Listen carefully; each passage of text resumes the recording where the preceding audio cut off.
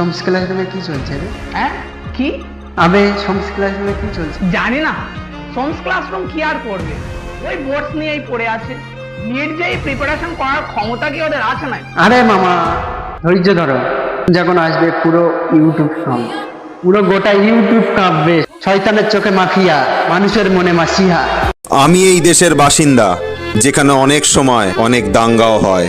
অনেক অসহায় বাচ্চা রাস্তায় খালি পেটে অর্ধনগ্ন অবস্থায় রোডের ধারে শুইয়ে থাকে। শিক্ষকদের ওপর পুলিশের অত্যাচার হয়, পুলিশের হাতে মার খেতে হয় অনেক শিক্ষককে।